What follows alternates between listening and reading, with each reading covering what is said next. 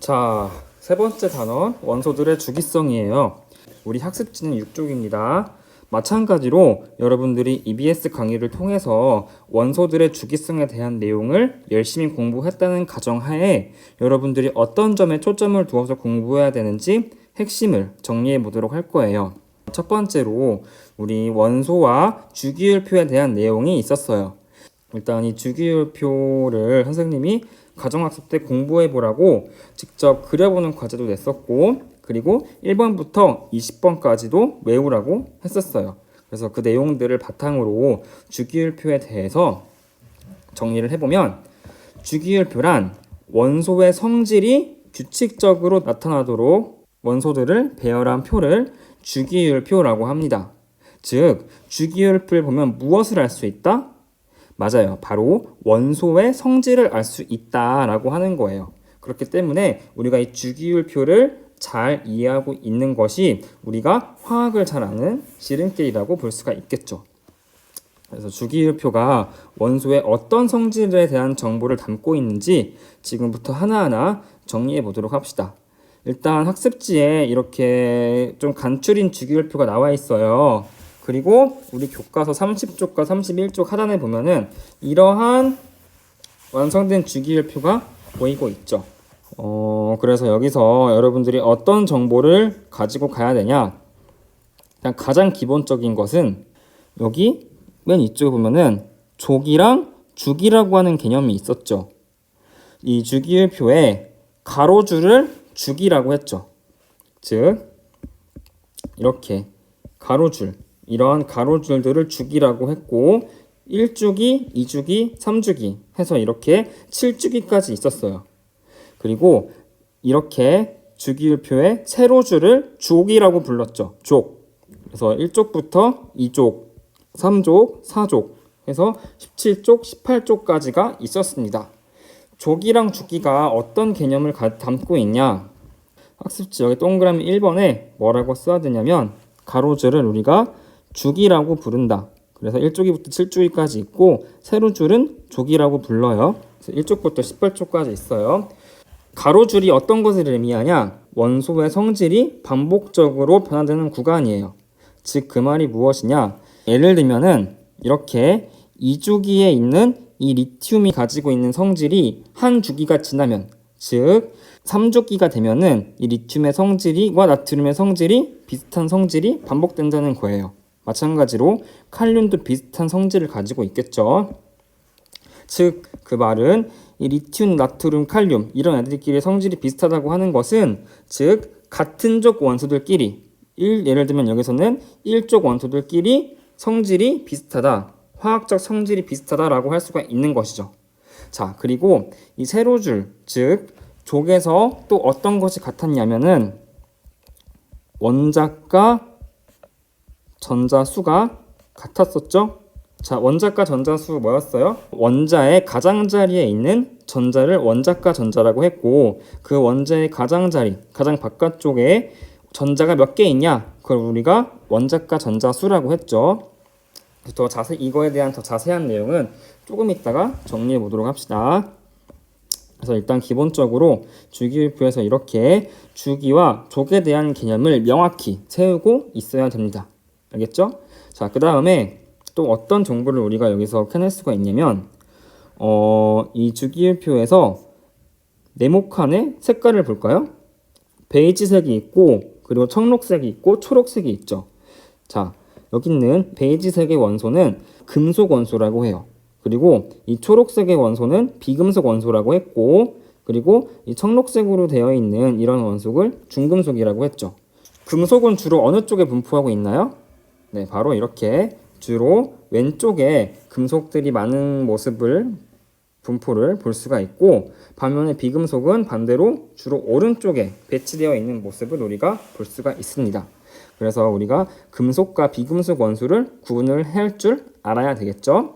중금속은 금속과 비금속의 성질을 모두 갖는 원소라고 해서 우리 수준에서는 별로 중요하지 않으니까 금속과 비금속만 어느 위치에 있는지 확실하게 기억을 해두도록 합시다.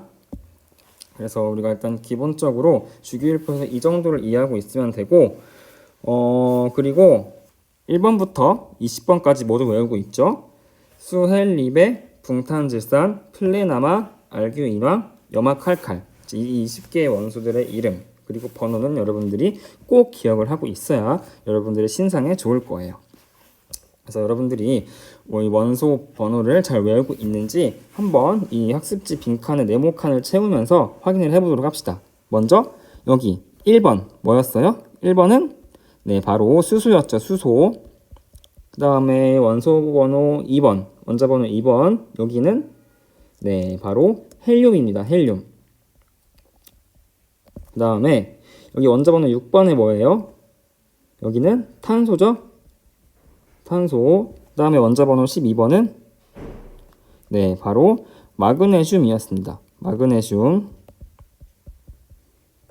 자 그리고 여기 원소 보면 오른쪽 위에 숫자들이 있어요. 이 숫자들의 의미가 뭐냐면 바로 원자 번호를 의미를 했죠. 그래서 나트륨은 11번의 원자 번호를 가지고 있습니다. 자 그리고 여기 이렇게 같은 즉 원소들은 무엇이 비슷하다고 했나요? 네, 화학적 성질이 비슷하다라고 정리를 할 수가 있습니다. 자, 이어서 우리가 정리해 볼 내용은 우리가 원소를 이렇게 왼쪽에 있는 금속 원소와 그리고 비금속 원소로 나눠볼 수 있다는 사실이었어요. 학습지 6쪽에 동그라미 3번을 보면 금속 원소와 비금속 원소라고 해서 표를 보면은 한 군데는 금속 원소고 한 군데는 비금속 원소죠. 자, 일단 왼쪽에 보면은 리튬, 베릴륨, 나트륨, 마그네슘, 알루미늄 이런 원소들은 무슨 원소인가요? 네, 주로 이쪽에 분포해 있죠. 그래서 이러한 원소들을 우리가 금속 원소라고 하고 반대로 헬륨, 수소, 탄소, 질소, 산소, 플루오린 이런 원소들을 우리가 통틀어서 비금속 원소라고 합니다. 자, 그래서 금속 원소와 비금속 원소에는 이러한 다양한 특징들이 있었어요. 금속은 우리가 상식적으로 알 수 있듯이 특유의 광택을 가지고 있죠. 반짝반짝거리는 성질을 가지고 있어요. 자, 그리고 우리가 잘 알다시피 열을 잘 전달하고 또한 전기를 잘 통하는 성질이 있습니다. 그리고 얇게 펴지는 성질이 있죠. 우리가 직관적으로도 알 수 있듯이 실온에서 대부분 고체입니다. 자, 근데 예외가 하나 있었죠. 수은 액체였죠. 자, 수은 빼고는 모든 금속은 대부분 실온에서 고체라고 할 수 있어요. 반면에 비금속은 이제 금속과 대부분 반대의 성질을 가지고 있다고 생각을 하면 돼요. 대부분 이제 비금속은 열을 잘 전달하지 않고 그리고 전기도 잘 통하지 않는 성질을 가지고 있습니다. 또한 실온에서 대부분 기체 또는 고체의 형태로 존재하고 있죠.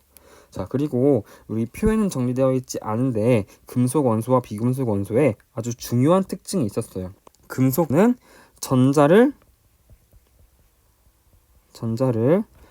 잃기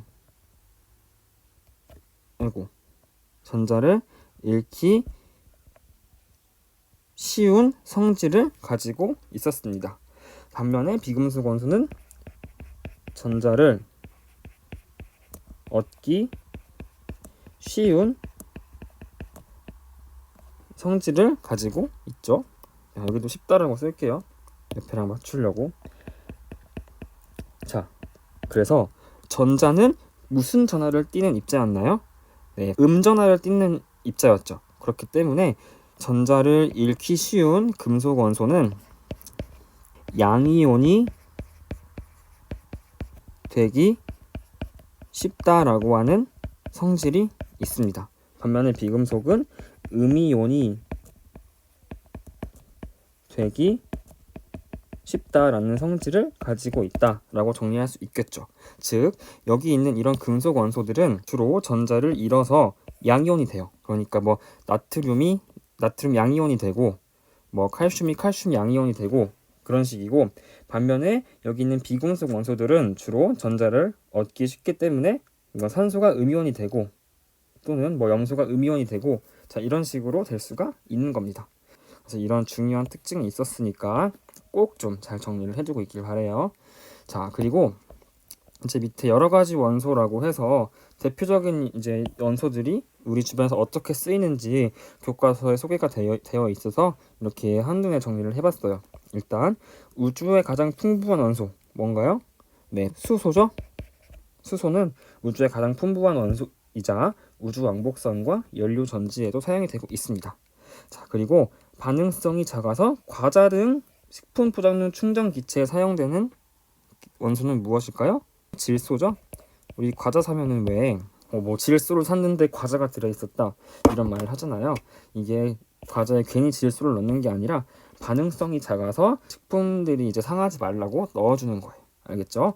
세 번째로는 연소할 때 밝은 빛을 내서 불꽃놀이나 조명탄에 많이 사용하는 원소는 마그네슘입니다. 마그네슘. 마지막으로 가볍고 얇게 펴지는 성질이 있어서 건축 자재로 많이 이용이 되는 이 원소는 알루미늄이에요. 알루미늄. 자, 이런 원소들 모두 원소 기호로도 쓸 수 있죠? 자, 원소 기호도 한번 써볼까요? 수소는 이렇게 H, 질소는 N, 마그네슘은 Mg, 알루미늄은 Al 이렇게 쓸 수가 있겠죠? 자, 우리가 6페이지에서 살펴본 내용 정말 다 중요하지만 여러분들이 앞으로 뒤에 있는 내용을 공부하기 위해서 진짜 꼭 알아둬야 되는 것은 주기율표 1번부터 20번까지 기억하기. 그리고 두 번째로는 같은 족 원소들은 화학적 성질이 같다. 즉 1족 원소들은 화학적 성질이 같고, 물론 수소는 빼고겠죠. 그다음에 뭐 2족 원소가 성질이 비슷하고 또 뭐 17족 원소들이 화학적 성질이 비슷하고 이렇다는 특징 꼭 기억을 해두고, 그리고 금속 원소와 비금속 원소에서 금속은 전자를 잃기 쉽고 양이온, 비금속은 전자를 얻기 쉽고 음이온, 이 세 가지 사실만큼은 꼭 기억을 해두시기 바랍니다. 다음은 학습지 7쪽으로 와서 원소들의 주기성입니다. 자, 여기서는 원소들이 어떠한 주기적인 성질을 가지고 있다. 즉, 같은 족 원소들이 비슷한 화학적 성질을 가지고 있다라고 하는 사실을 우리가 확인을 해보는 부분입니다. 그래서 우리 교과서 32쪽과 34쪽에 걸쳐서 두 개의 족의 원소들에 대해서 나오고 있어요. 자, 몇 쪽이랑 몇 쪽이냐면, 자, 여기서 1쪽에 있는 애들 그리고 17쪽에 있는 애들을 우리가 주의 깊게 살펴봐야 돼요. 1번에 보니까 알칼리 금속이 나오고 2번에 보니까 할로젠 원소가 나오죠. 자, 그러면 1쪽이랑 17쪽 중에 어떤 게 알칼리 금속이고 어떤 게 할로젠 원소일까요? 1쪽에 있는 애들이 알칼리 금속이겠죠. 왜냐하면은 왼쪽에 있는 애들이니까. 그래서 주기율표에 1쪽에 있는 원소들을 알칼리 금속이라고 하고, 그리고 주기율표에 17쪽에 있는 원소들을, 왜 이러냐 이거? 17쪽에 있는 원소들을 할로젠 원소라고 합니다. 그래서 이 두 가지 원소들의 특징들을 잘 기억을 해야 되는데, 알칼리 금속을 가지고는 우리가 간단하고도 재미있는 실험을 할 수가 있어요. 이 교과서 이렇게 32쪽과 33쪽을 보게 되면 알칼리 금속의 성질을 알아보는 실험이 나오는데, 이 탐구 활동 굉장히 중요해요.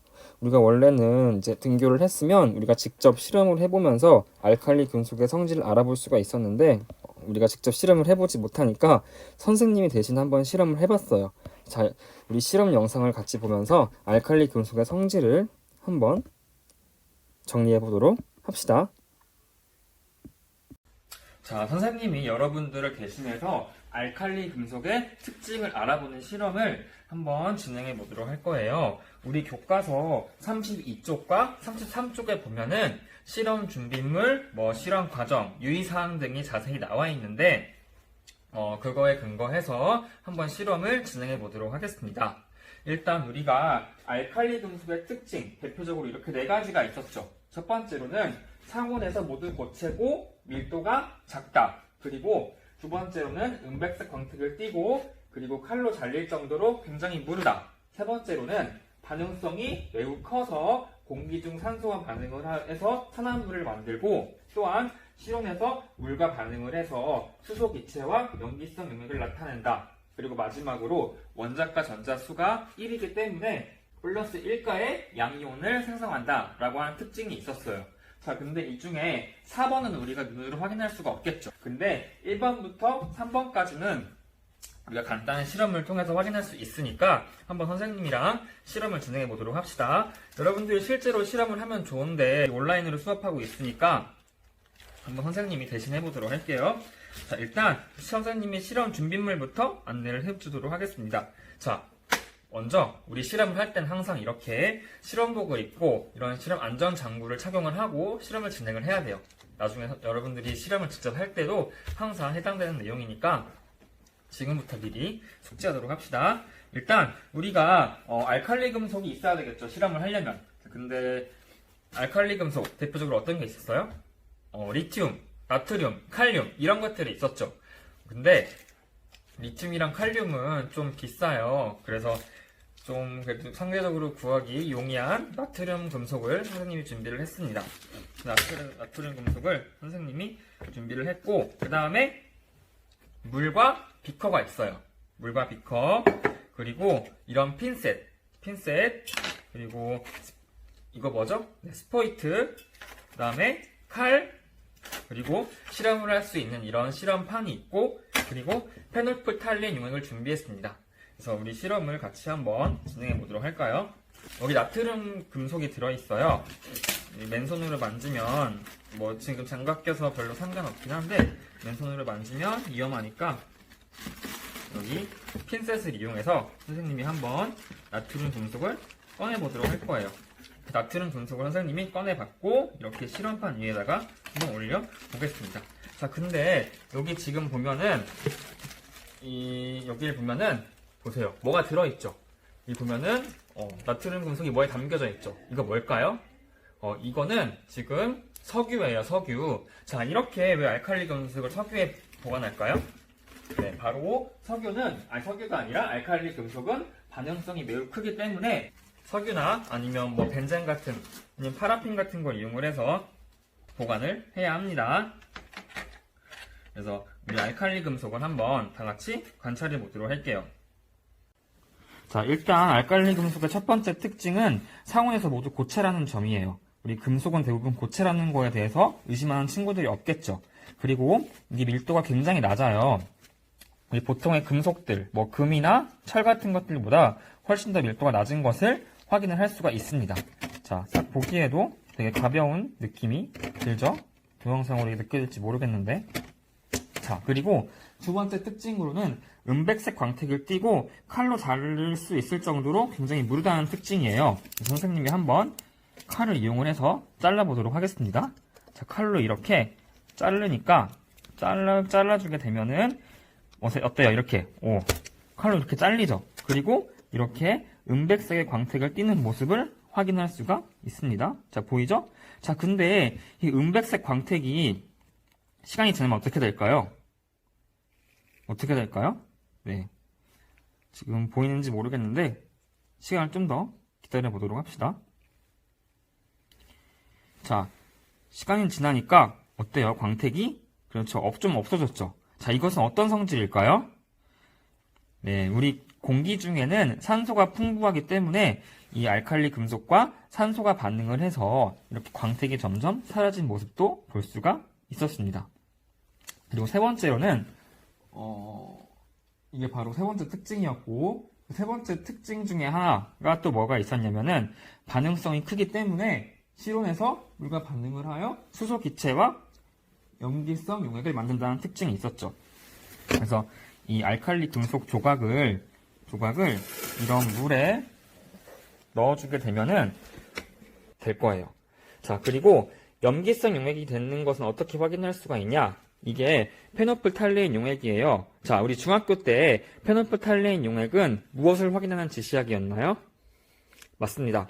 바로 염기성 용액에 페노플탈레인 용액을 떨어뜨렸을 때 붉은 빛으로 변하는 성질이 있었죠. 그래서 선생님이 한번 이 나트륨 금속 조각을 떨어뜨려 보고 어떤 일이 일어나는지 확인을 해보도록 합시다.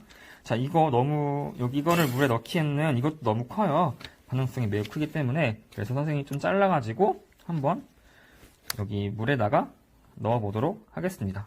어떤 일이 일어나는지 다시 한번 관찰을 해보면, 자, 한번 넣어볼게요. 네, 이렇게 나트륨 용액을 넣었더니 이렇게 물과 반응을 해서 반응하는 모습을 볼 수가 있죠. 자, 이 선생님이 되게 조금만 넣어서 그런데 이거를 만약에 이거를 다 넣는다면은 이 과학실 책상이 부서질 정도로 굉장히 큰 폭발이 일어날 거예요. 그럼 위험한 실험은 우리는 하지 않는 게 좋겠죠. 자, 그리고 우리 세 번째 성질에 의하면은 수소기체가 발생할 뿐만이 아니라 염기성 용액이 된다고 했죠. 자, 이번에는 한번 이 페놀프탈렌 용액을 떨어뜨려서 이 색깔이 어떻게 변하는지도 관찰해 보도록 하겠습니다. 자, 페놀프탈렌 용액을 준비를 해서 스포이트를 이용을 해서 뚜껑을 안 땄네요, 선생님이.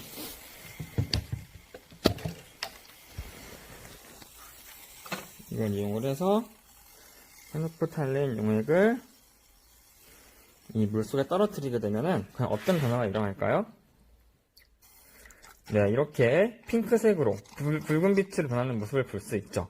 자, 그 말은 즉슨 이 알칼리 금속이 나트륨이 실온에서 물과 반응을 해서 수소기체가 발생하고 염기성 용액이 되었다라는 것을 의미를 합니다. 자, 선생님은 지금 나트륨만 이용을 해서 실험을 했어요. 자, 그렇다면 리튬이랑 칼륨을 이용을 해서 이 리튬이랑 나트륨을 이용을 해서 실험을 했을 때도 비슷한 결과가 일어나겠죠. 자, 근데 알칼리 금속에서는 반응성이 주기율표에서 위로 갈수록 커져요? 아래로 갈수록 커져요? 네, 아래로 갈수록 커지죠. 그렇기 때문에 칼륨을 이용하면은 이 반응이 훨씬 더 크게 일어나고 리튬을 이용하면은 이 반응보다는 좀 더 작은 반응이 일어난다는 것을 우리가 쉽게 유추를 할 수 있겠죠. 자, 우리 실험하느라 시간 많이 썼으니까 우리 빨리빨리 마저 정리하도록 합시다. 일단 알칼리 금속은 주기율표의 1족 원소로서 리튬, 나트륨, 칼륨, 루비디움, 세슘 이런 원소들이 있고, 그리고 이러한 특징들이 있다는 것을 실험을 통해서 정리를 할 수가 있었습니다. 더불어서 이 반응성이 매우 크다는 것은 정말 중요한 사실이었고, 그 중에서 산소와 반응을 해서 산화물이 발생한다. 즉, 어떤 알칼리 금속을 M이라고 했을 때 산소와 만나서 이러한 산화물을 발생을 한다. 이게 산화물이죠. 산화물을 발생한다는 사실을 알 수 있었고, 또한 이러한 알칼리 금속이 물과 만나서 염기성 용액 그리고 수소기체를 발생시킨다라는 사실을 공부했습니다. 자, 반응성이 매우 크기 때문에 알칼리 금속은 석유나 벤젠 등에 보관해야 한다라고 했었죠. 자, 더불어서 알칼리 금속이 우리 실생활에서 어디에 쓰일 수 있냐? 배터리에는 리튬이 많이 들어있죠.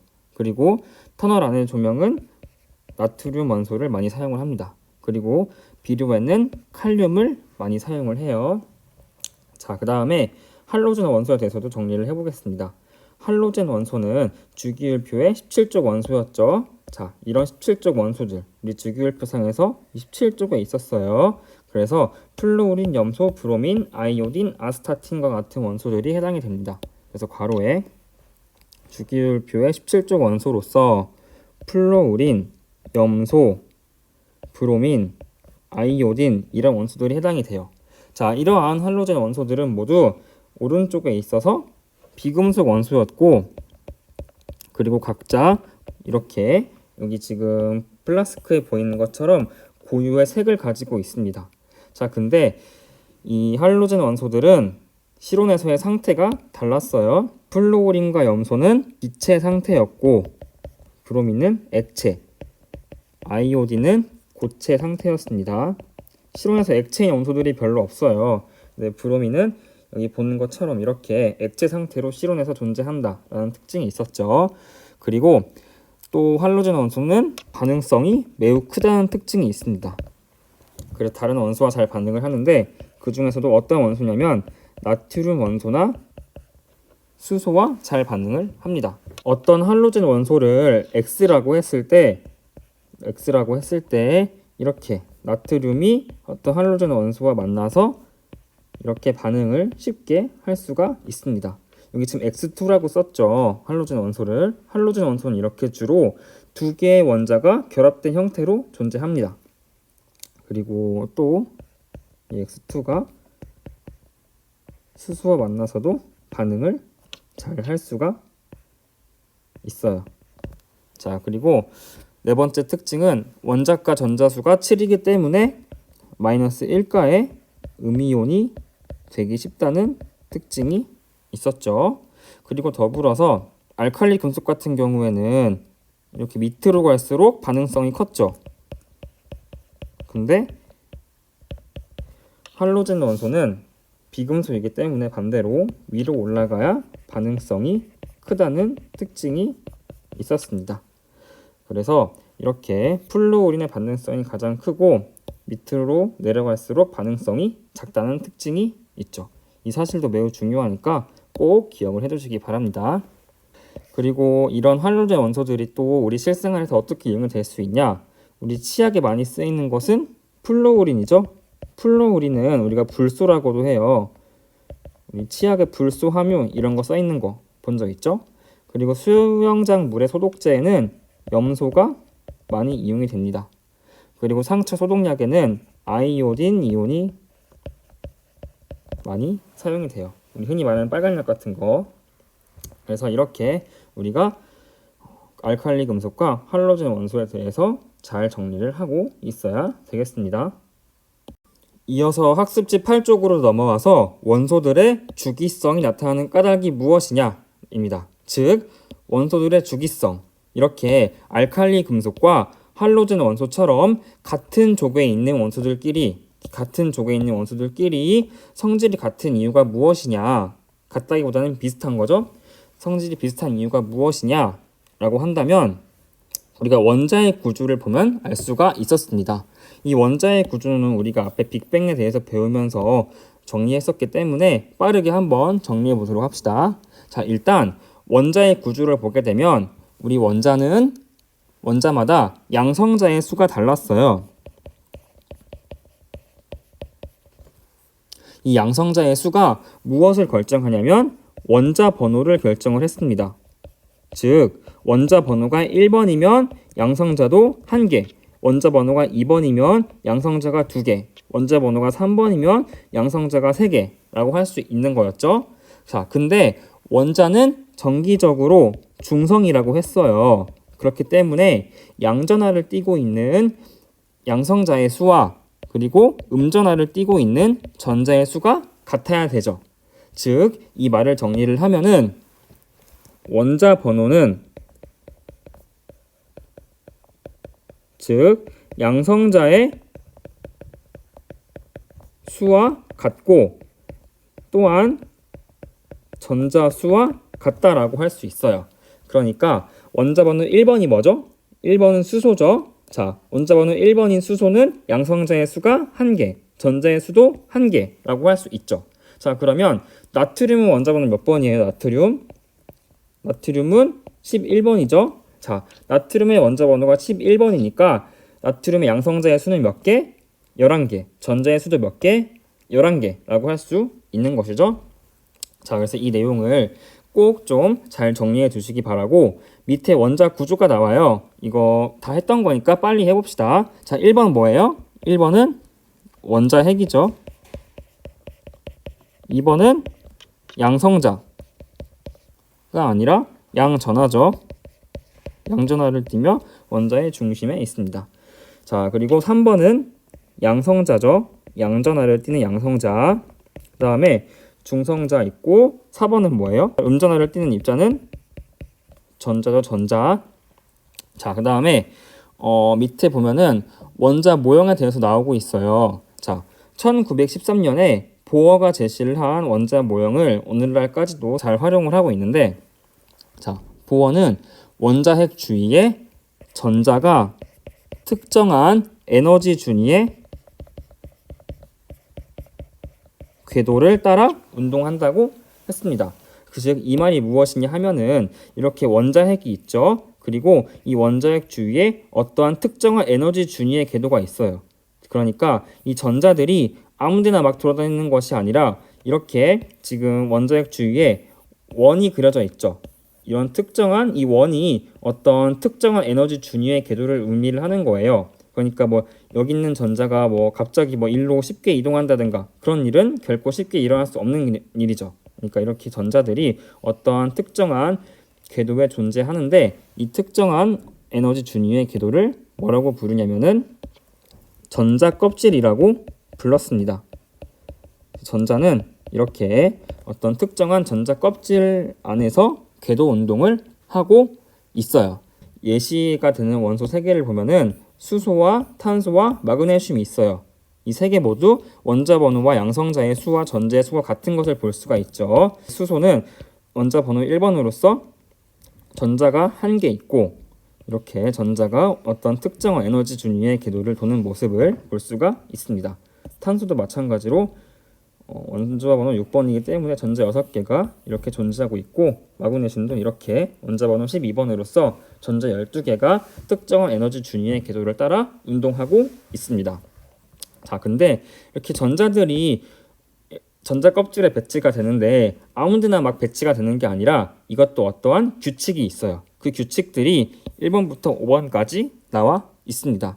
그 내용을 다시 한번 정리를 해보면 전자는 원자 핵에 가까운 전자 껍질부터 차례대로 배치가 돼요. 즉 전자 껍질이 이렇게 1개가 있을 수도 있고 2개가 있을 수도 있고 3개가 있을 수도 있어요. 그러면 전자는 가장 안쪽에 있는 원자핵에 가까이 있는 전자 껍질로부터 차례대로 배치된다고 하는 뜻입니다. 알겠죠? 자, 그래서 두 번째를 보게 되면 첫 번째 전자 껍질에는 전자가 최대로 2개가 배치가 될 수 있고 두 번째 전자 껍질에는 최대로 전자가 8개가 배치가 될 수 있어요. 자, 그러니까 탄소는 원자 번호 6번이죠. 그러니까 전자가 6개가 있어요. 그래서 첫 번째 전자 껍질에 전자가 최대로 2개가 들어갈 수 있고 그 다음에 그럼 4개가 남았죠. 총 6개가 있으니까 전자가 그 다음에 두 번째 전자 껍질에 이렇게 4개가 배치가 되는 거예요. 자, 그리고 두 번째 전자 껍질에는 최대로 8개가 배치가 될 수 있어요. 그렇기 때문에 마그네슘은 전자가 12개죠. 첫 번째 껍질에 2개가 배치가 되고 두 번째 껍질에 8개가 배치가 돼요. 그러면 12개가 있어야 되는데 지금 10개가 있으니까 세 번째 전자 껍질에 전자가 이렇게 2개가 배치가 되는 것이죠. 알겠죠? 이 내용도 앞으로 뒤에서 공부할 때 굉장히 중요하니까 잘 기억을 하고 있길 바랍니다. 그리고 4번에는 아까 했던 건데 원자 번호는 양성자의 수와 같고 그리고 전자 수와 같다 라고 하는 사실도 굉장히 중요하니까 꼭 기억을 하길 바랍니다. 그리고 5번도 굉장히 중요해요. 자, 5번에 들어갈 말은 원자과 전자죠. 다 이미 공부했을 거예요. 지금 정리만 하는 겁니다. 자, 원자과 전자란 쉽게 말하면 원자 가장자리에 있는 전자의 개수를 원자과 전자라고 하죠. 그러니까 원자의 전자 배치에서 가장 바깥 전자 껍질에 들어있는 전자를 원자과 전자라고 한다. 즉 같은 족 원소들은 원자과 전자수가 같기 때문에 화학적 성질이 비슷하다고 했어요.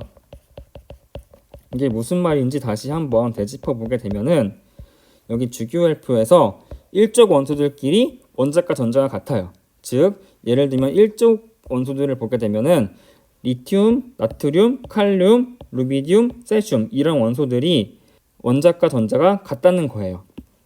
그러니까 우리 교과서에서 살펴보게 되면은 이렇게 1족 원소들은 먼저 수소의 원자과 전자 몇 개예요? 1개죠. 리튬도 1개, 나트륨도 1개. 이렇게 원자과 전자 수가 같은 족 원소들끼리는 같아요. 자, 다른 족도 한번 볼까요? 자, 2족 원소들을 볼까요? 자, 베릴륨 원자과 전자 몇 개예요? 하나, 2개죠. 마그네슘도 하나, 2개. 이렇게 같은 족 원소들끼리는 원자과 전자가 같은 모습을 볼 수가 있어요. 그래서 아까 거기로 다시 돌아가면은 원자과 전자가 같기 때문에 원자과 전자의 수가 같기 때문에 같은 족 원소들의 화학적 성질이 비슷하다. 1족 원소들끼리 화학적 성질이 비슷하고 2족 원소들끼리 화학적 성질이 비슷하고 17족 원소들끼리 화학적 성질이 비슷하고 이런 사실을 우리가 밝혀낼 수 있다는 것입니다. 알겠죠? 덧붙여서 한 가지만 더 얘기하자면 원자과 전자는 원자의 전자 배치에서 가장 바깥 껍질에 들어있는 화학 반응에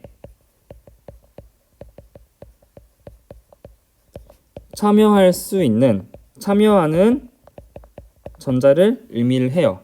이게 무슨 말이냐? 이렇게 1촉부터 17촉까지 원소들은 원자과 전자들이 화학 반응에 참여할 수 있습니다. 그러니까 리튬이나 나트륨 같은 원소들은 이 원자과 전자들이 전자를 잃거나 아니면 플루오름이 전자를 얻거나 자, 이런 반응들로 인해서 이 전자들이 반응에 참여할 수 있어요. 자, 근데 18쪽 원소들은 반응에 참여할 수 없습니다. 이 18쪽 원소들의 원자과 전자는 원자과 전자 수는 0이에요. 0. 자, 근데 1쪽 원소들부터 17쪽 원소들까지는 우리가 원자과 전자를 쉽게 알 수 있었죠. 어떻게 알 수 있었나요? 네, 이런 족의 1의 자리의 숫자가 원자과 전자였죠.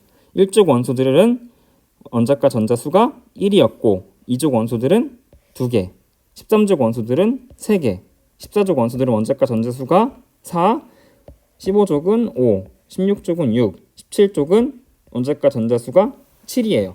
이렇게 1족부터 17족까지는 원자과 전자 수가 그 족의 1의 자리와 같았고 18족 원자만 원자과 전자 수가 0이다 라고 우리가 정리를 하면 이번 단원의 내용을 마칠 수 있을 것 같아요. 그래서 오늘 배운 내용은 뒤에 이어지는 단원의 내용과 연계가 되어서 이걸 알아야 다음 단원 내용도 다 이해할 수 있으니까 이번 단원 내용은 특히 더 유심해서 정리를 하기를 바랍니다.